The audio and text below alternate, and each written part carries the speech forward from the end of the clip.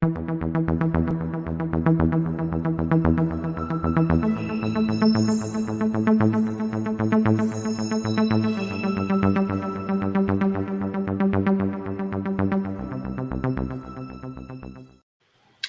and welcome to channel KT4, broadcasting live on Facebook and YouTube. You can join the show by sending in questions via the comment button on your screen. Also, don't forget, you can also use the like and share buttons. Please welcome my special guest, Wendy Lerveridge, the Chair of the Cuddington Residents Association in the Cuddington ward of Worcester Park. Welcome, Wendy. Thank you, Graham, for inviting me on your channel, KT4. It's a great opportunity to reach out to the local community using a different form of media, so it's good to try. Well, it's great to see you, and thank you for embracing this new technology. Now, I've got to say, Wendy, I would far prefer to be in the garden at this moment in time. Nothing against talking with you, but we should have done this in the garden, virtually, of course. Yeah, no, it's a perfect day, isn't it, just to sit outside and relax. I think it's also, I think it's also the perfect day to go to the park.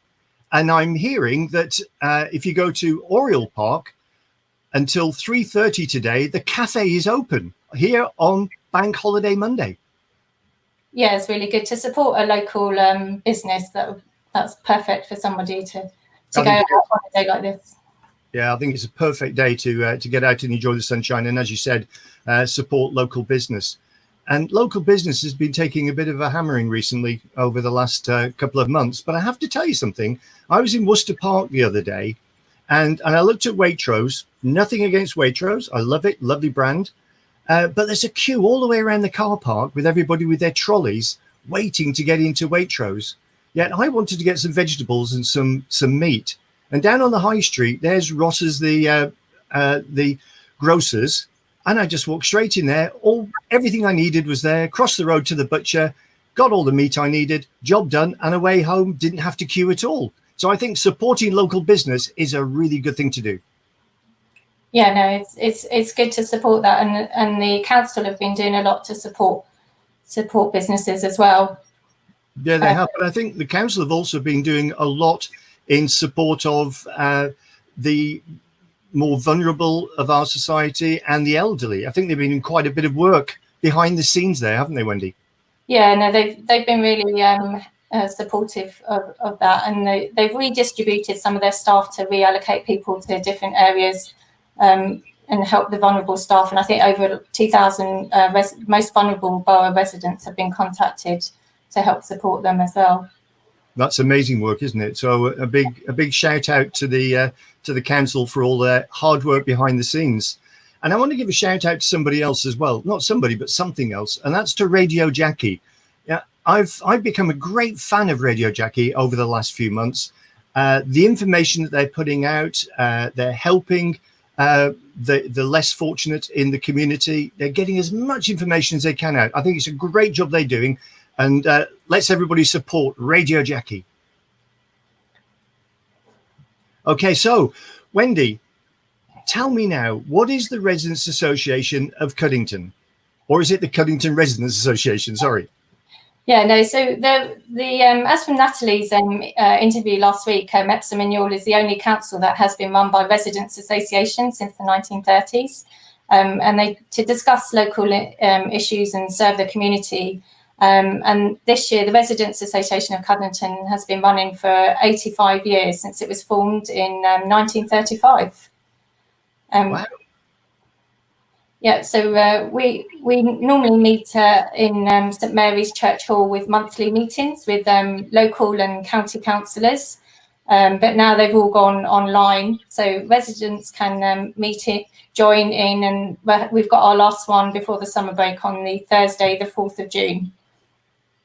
Okay, so if somebody wants to come along to that virtual meeting, how do they do that? So they can contact one of the road reps for their road, and there are WhatsApp groups as well that have also been set up. So we're trying to get the information out there with the links, or you can go onto the CRA website and the information to join should be on there as well. Okay, so just to clarify this, you can go onto the Cuddington Residents Association website, and you can find information there. You can also phone the road reps within the area. Yes, so they're still contactable, and happy to help out with the local community. That's excellent. So now what I want to know is what's happening to our local Cuddingtonian magazine this summer? So we normally inform residents of local issues through our quarterly Cuddingtonian magazines. However, due to the concerns for both the road reps and the residents, we decided not to go ahead and publish one this summer. So that means the road reps are not going to be knocking on doors at the moment to collect subscriptions either. So we really appreciate for payments that can be made online, which still remains at £3 for the year. And we appreciate all their support. I think the online payment information can be found in the spring edition of the magazine, I believe, Wendy. Okay, I've got a few pictures that I'd like to show you, going back in time with the Cuddingtonian. And we're actually going to go back to the 1940s. And these pictures are provided by local historian David Rymil. And we're going to take you through early editions right through to the new one. So have a look at this. Here it is now. Wow, that's 1949, I believe, Wendy, isn't it? Yes, 1949. So one of the what's so special about the banner at the top? I think it's like an arts and crafts style banner that they used to have as kind of their, like a little logo recognised as, and used to be in colour. So it was quite a feature of their newsletter. Okay, and then we have this one. We're getting to dizzy heights now of 1952. I like all these little adverts here, and I wonder how many of those companies are still doing business today. Yeah, that was a quite popular feature of the newsletter, was to put the advertisers on the front. Yeah, very good. Let's go forward in time. Now we know this chap, don't we? Who's he? Yeah, so that's our current local councillor, Robert Foote, and he was on our front cover of the Cuddingtonian back in 2014 when he was the mayor of Epsom and Ewell. We've got a new mayor this year that's just come in. That's Humphrey Reynolds, so he's going to be our incoming mayor. Okay, and we have a picture here, and this is last autumn 2019, and you can see now how modern we're getting with our artwork. And then the last one, this one, I've got to show you this one. It's the spring one that's just come out, and I think the picture and the art and design work on here is really truly amazing. So, can you tell me who's doing all of this? Yeah, we've had some great editors. I mean, Jennifer Annin, Malcolm Clark all help with all our Cuddington newsletters. But we currently have Kim Speckett. She's our current editor, and she's doing a fabulous job with our Cuddingtonian magazine, making it really professional and up to date. And she's also helping out with the current website, the cuddingtonra.org. And she updates on the Cuddington Online, the Facebook page as well, to keep locals aware of local issues. If anyone did want to ever go and see older editions of the Cuddingtonian magazines, they're also kept at Bourne Hall and Surrey History Centre in Woking, but obviously not available at this current time, but hopefully in the future. Okay, do we have any local pictures of the Residents Association in Cuddington?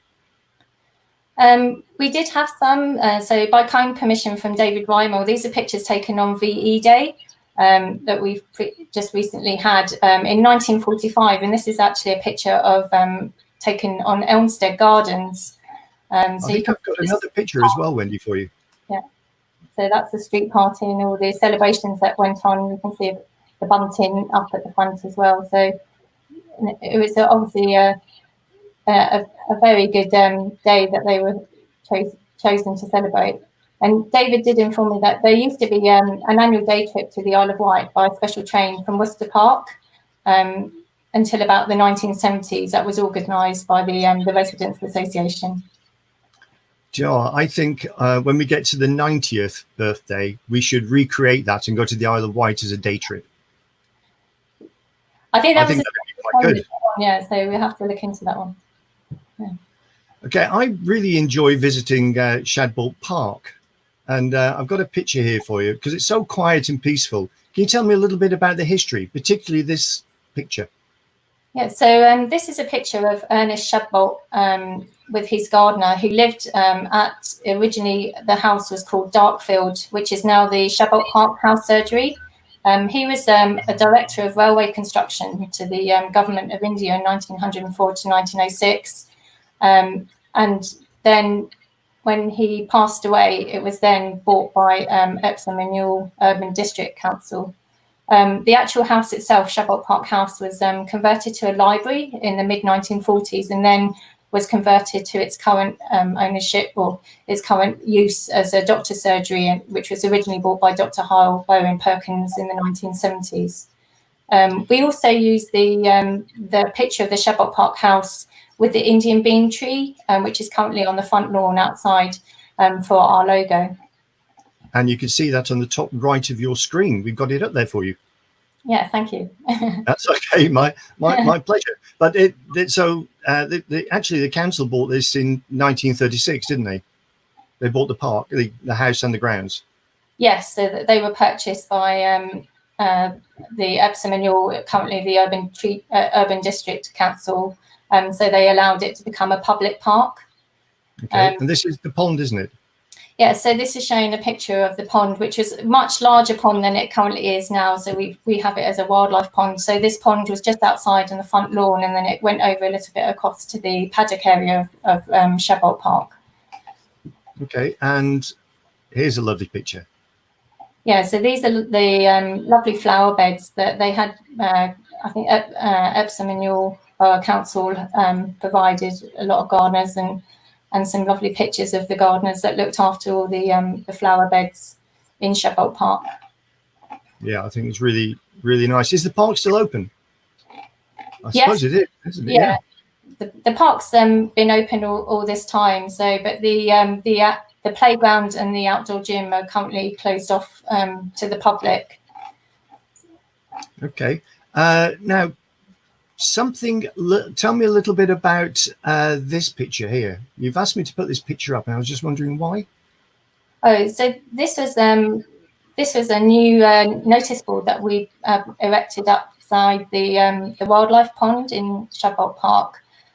We recently helped to raise funds from the Big Day Out, and with the help of Tesco Bags of Help scheme, a grant, and from Surrey County Council at Edith Kington and Cuddington WI, we were able to put in new playground equipment, a new path in the Daylily Gardens, some back boxes, and this current notice board up by the wildlife pond. So I didn't realise you helped with the playground and the outdoor gym as well. Yes, I think the outdoor gym came as a grant from the Epsom and Ewell Borough Council as well. But sadly, they're still closed at this particular moment in time. Yes, they are. The park, I think in 2012, did obtain the Queen Elizabeth II status in 2012 as part of the London Olympic Games legacy. And there is a plaque on Shadbolt Park House. I think you can just see it to the right of that. Yeah. So there's a plaque there which allows some protection from the Fields in Trust organisation. Which is really good. And you're also looking at the Friends of Shadbolt Park. Yeah, so it's what we would like to ask for local residents is for their help in restarting the Friends of Shadbolt Park, because it's currently disbanded about 2 years ago. There are a small group of volunteers that help to maintain the Daylily Gardens and the wildlife pond. So we're looking to restart this group, and if interested, if residents are interested in helping to restart the group, we can set up virtual meetings online to begin with. Further contact details are on the notice boards in the parks and on the CRA website. Okay, and now the other exciting bit of news that's coming out here is this tree trail that we're all hoping to start. Tell me a little bit about the tree trail. Yeah, so we're looking to set up a nature tree trail. It was kind of spurred on from one that's currently in existence at the moment in Rosebery Park, and we're looking to set one up in Shadbolt Park with the help of local residents. So the enclosed area to the park was originally planted as an arboretum, and just from an extract from David Reimel's book on Worcester Park, Ernest Shadbolt filled the gardens with trees and shrubs from around the world. And when it was taken over by Epsom and your district council, the survey was carried out by W.J. Bean in 1937. And then in 2005, Jeremy Young found nearly 50 different species of trees still present from the original survey, plus some new trees that were planted later, including the Dawn Redwood, dating back to 1948. There are more than like double that number of trees in the park, and we're asking for residents for their help in mapping the trees to obtain that raw data of the location of the tree and the name of the tree and compare with the previous surveys. Wow, that sounds really exciting. I've got a little thing for you to have a look at here, which will tell us a little bit more about the Shadbolt Park tree trail. I think that's a really good poster. Yeah, so we're looking at to put this up in the notice boards. It's not currently there at the moment, but we're trying to, instead of having paper copies that people obviously can't touch, we're looking to use a free app that's been used by other local councils and groups for tree trails in their community and other friends groups as well. And that's called Curio XYZ, Community and Trees, which also has a website, curio.xyz. Thank you for displaying that. And you can download it for free, and then you can go and explore on their map, type in the postcode for the park. You zoom in and find the tree that you're standing at, take a picture of it and identify it and map that tree to form part of the trail. There are additional options, like you can add a diameter and the height of the tree, but just the name of the tree would be great. And there's lots of other apps that you can use to help identify the type of tree as well. Okay, this is I've got a little screenshot here of the app, and this is at Shadbolt Park. And, yeah, so please explain. Yeah, you can see. So I've just done one. You can see a little orange dot by Shadbolt Park. So you can see alongside Salisbury Road, there's a little dot there of one tree that I've started out on the tree trail. So you can see there's lots of trees in Shadbolt Park to map. And I thought it would be a great start for the community, especially if residents are out on their daily walk around the park, and you know, helps with their well-being as well to get outside and actually engage with something. Okay, I think the Mayor of London has commissioned a project for all the street trees in London to be mapped, which can also be found on the web page that's shining in front of you. And here's another screenshot that you sent me, Wendy, and here it is. And you can see all the dots, and all those dots there are for every single tree that has been mapped so far. Quite an undertaking. Yeah, so all of those dots have different colours as well. So that's, you know, a little bit progress that we could make as well. But they've done a dot on each of the street trees. As you can see in Worcester Park, that's for the borough of Sutton as well. So you can go along with this app, and then you can see what tree, identify that tree that you're right next to. Wow, that's quite amazing. So what's happening with the big day out in Shadbolt Park and TriFest in Oriel Park this year? This was going to be my first year to help and organise the acts at the big day out, and now I'm missing out. Yeah, so it's a shame, but normally these are our big fundraising events for local projects and RAs and the charities that we support. However, both of these have been cancelled this year, so the big day out and TriFest. And I mean, with the big day out, we normally have the dog show. We've got various local acts that you were going to help to engage with, and performances, and with the beer tent, the barbecue, and lots of other stall holders that really pack into the paddock area of Shadbolt Park. We appreciate all the help from the volunteers each year. However, this year we're just going to have a break and hopefully come back for next year. And as I said, the TriFest is normally run as a joint effort between the three RAs, Cuddington, York Court, and Stoneleigh and Oriel.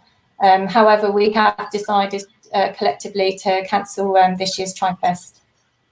That's such a shame, isn't it? Because it was looking like being such an incredible event, and I'm certainly be there next year, Wendy, and I very much look forward to that. And well, Wendy, I think time is nearly up, and so it just leaves me to say, Wendy, thank you for joining me today to talk about Cuddington. Good luck with all the projects. It all sounds really, really exciting. Thank you. No, we're really looking forward to all the residents getting engaged and taking this project on.